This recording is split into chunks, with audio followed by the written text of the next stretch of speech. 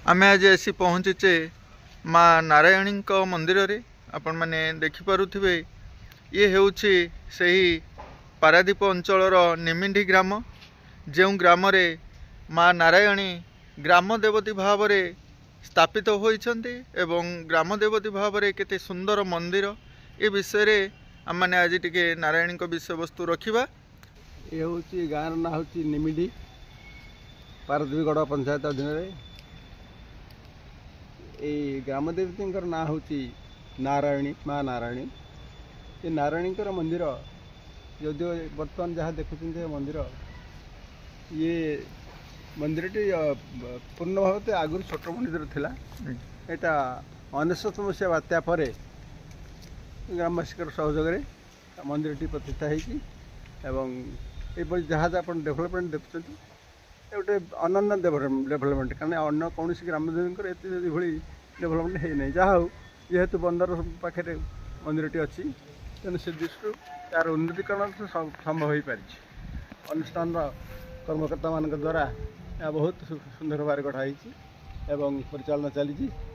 माँ मूर्तिटे हूँ नारायणी नाम जेहेतु अच्छी एवं ये पीठर महात्म्य एवं मंदिर जो मूर्तिटी आप एक्जाक्टली आपणकर माँ शारदा मंदिर मूर्ति जहाँ ये से तेणु ये आमिष हुए ना एवं शक्ति तो निश्चित भाव प्रथम कारण शक्ति नथिले कौन जिनस हो पारनी। आप साधारण देखूँ आम देहर जो शक्ति ना आम किसी करें तेणु शक्ति ही आग को आम शक्ति पाइचु कौटू ना माँ ठूँ जन्म हो तेणु से माँ आम शक्ति दिखती पृथ्वी की प्रथम शक्ति आसला आम सृष्टि तत्व पृथ्वी तत्व हूँ प्रथम जहाँ को हम कहती बपु बा शरीर माँ धारण कर शरीर धारण करके आम जन्म देती एवं माँ महालक्ष्मी से समुद्र में उत्पन्न होती। ये समस्त शक्ति ही आधारित निर्भर कर माँ के ऊपर तेणु माँ मातृशक्ति ही आमर आधार।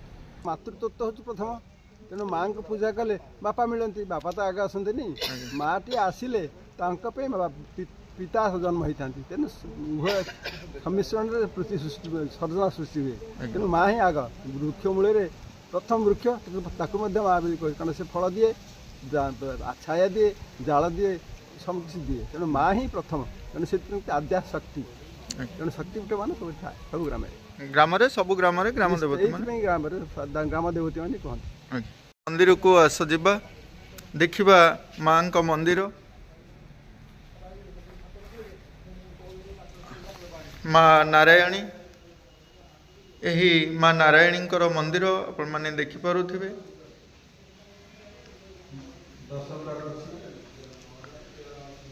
आमे जो माँ का मंदिर को जाऊे आमे देखुचे माँ का 10 अवतार मध्य अच्छी से विषय आस टिके कथा हवा।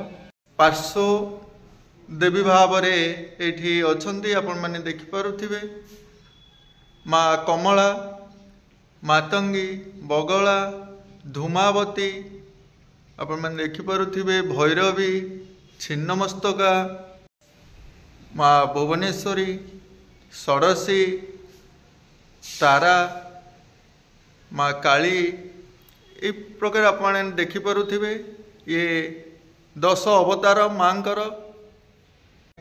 को दर्शन करने समय यही मंदिर आपण माने देखि पारुथिबे एठी मध्य प्रभु नारायण माँ लक्ष्मी विद्यमान करिसेंती। ये होउछंती सेही नारायणी नारायण को पाद सेवा जे करुछंती अनंत शयन रे नारायण अछंती सेही माँ नारायणी।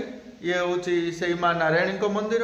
आज आमे एही माँ नारायणी को पीठरे बा नारायणी को मंदिर रे पूजकों पाखरु किछि माँ को विषय रे जानिबा आसंतु।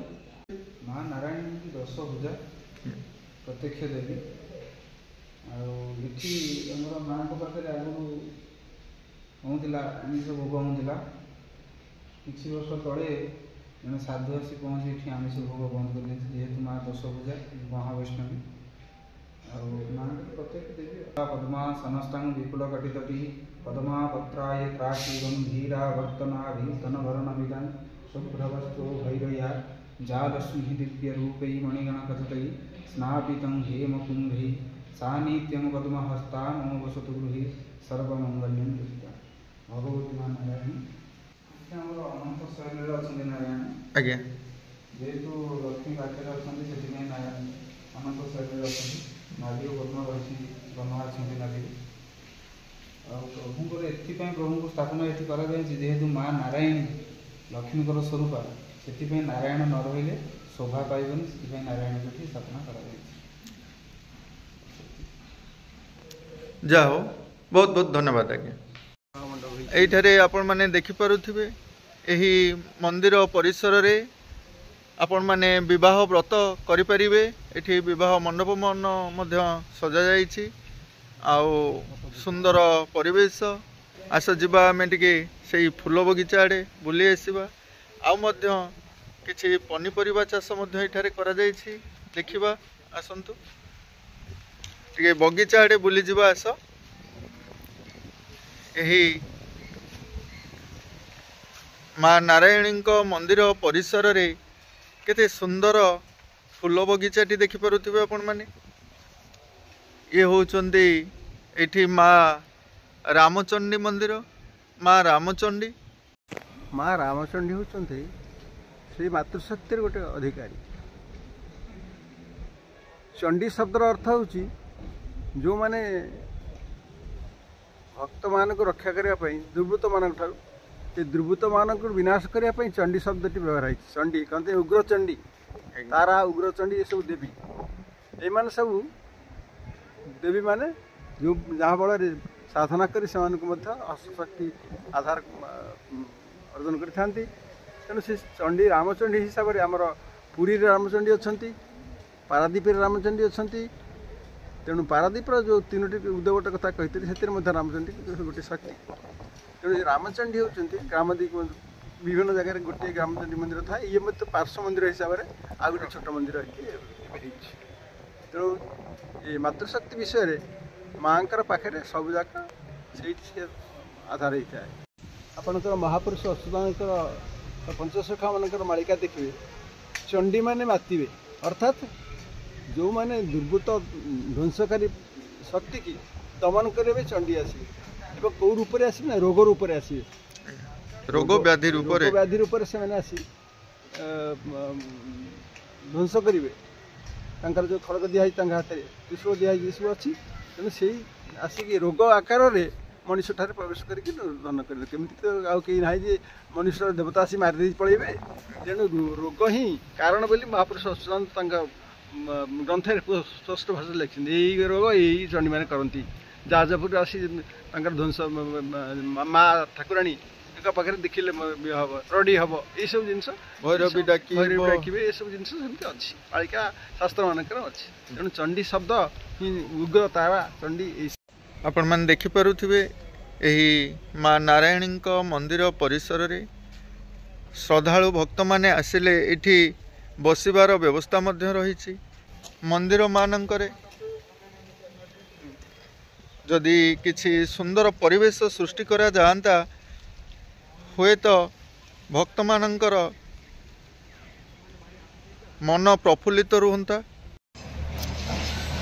ସୁନ୍ଦର ବଗିଚା ଦେଖିପାରୁଥିବେ ଆପଣମାନେ।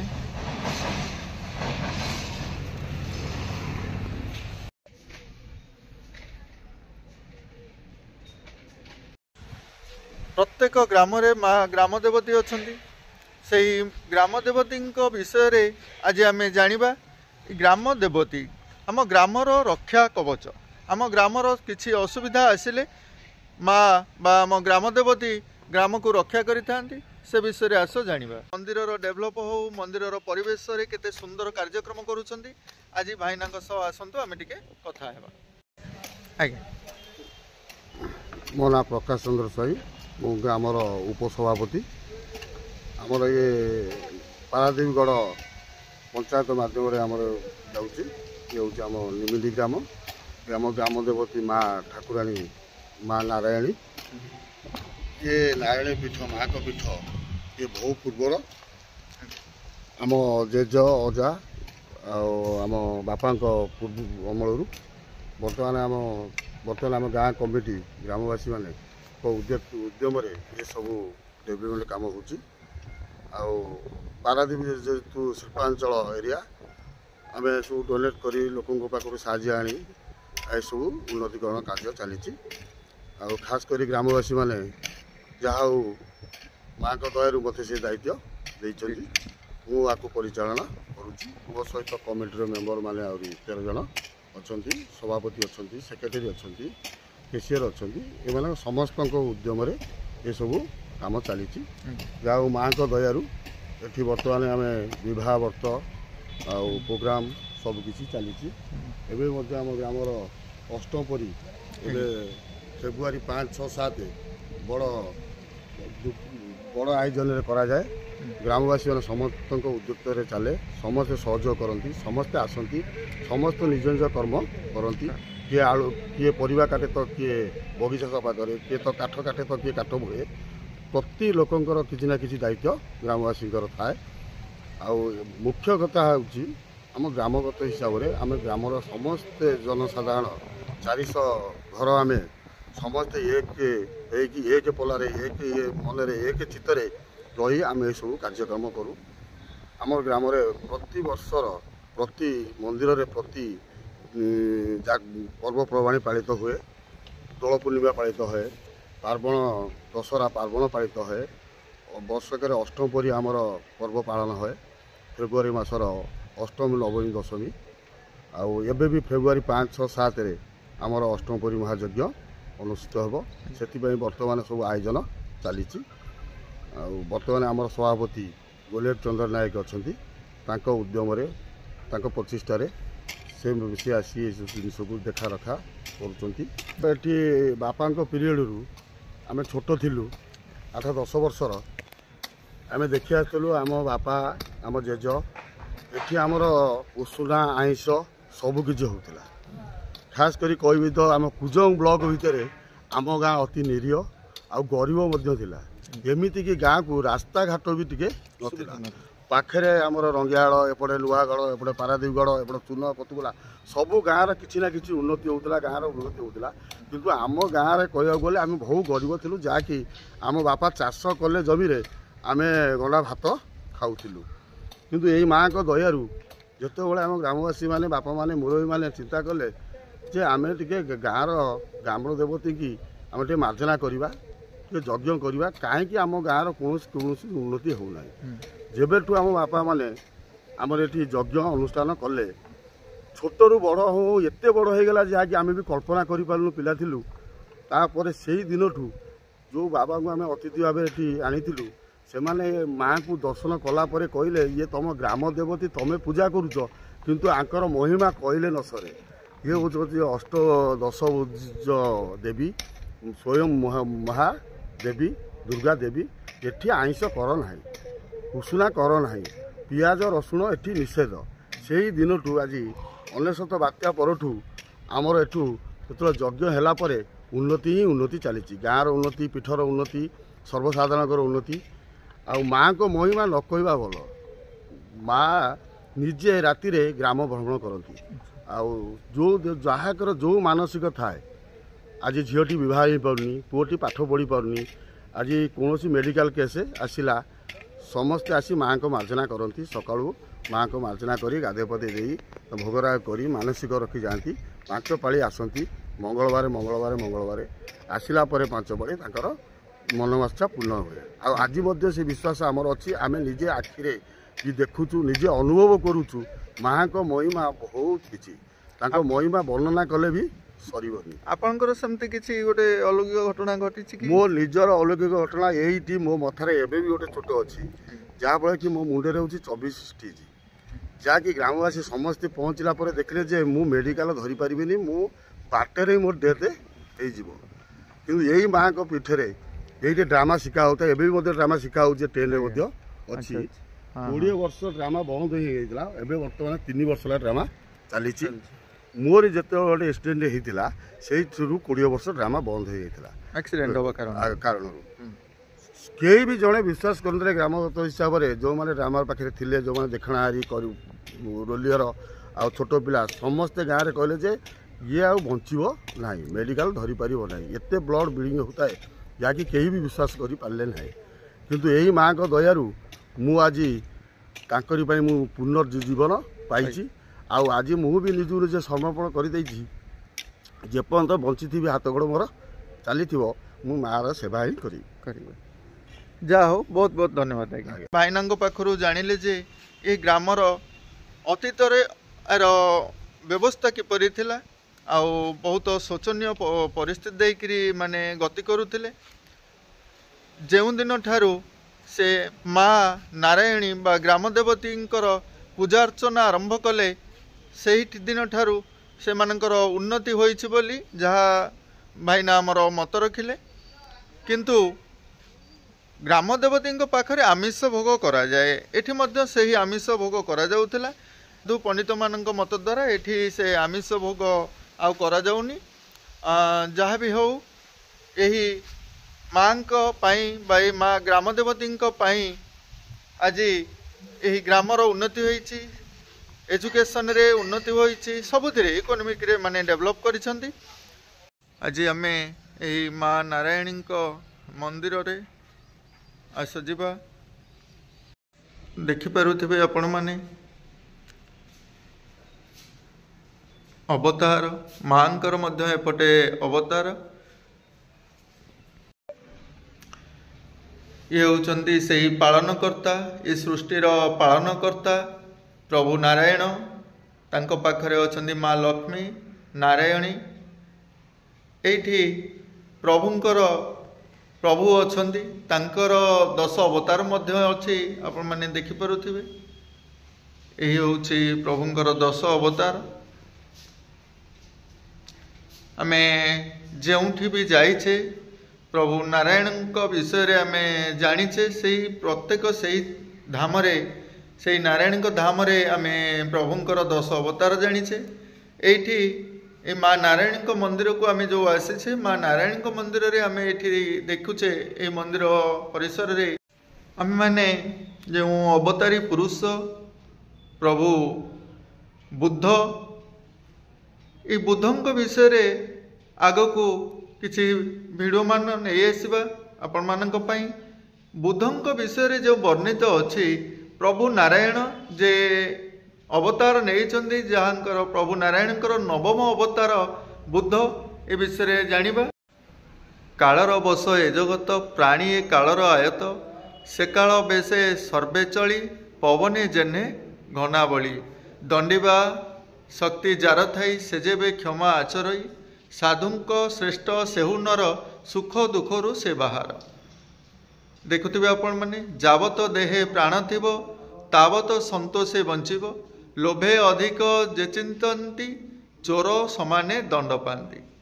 ମହତେ ଯାହା ଆଚରିବେ, ଇତରେ ତାହା ହିଁ କରିବେ, ସେ ଯାହା ପ୍ରମାଣ କରିବେ, ଲୋକେ ସେ ପଥେ ପ୍ରବର୍ତ୍ତିବେ। ସୁନ୍ଦର। ଆମମାନେ ମା ନାରାୟଣୀଙ୍କ ବିଷୟରେ ଅନେକ କିଛି ତଥ୍ୟ ନେଲେ, ପୂଜକଙ୍କ ଠାରୁ ମଧ୍ୟ, କିଛି ଶିକ୍ଷାବିତଙ୍କ ପାଖରୁ।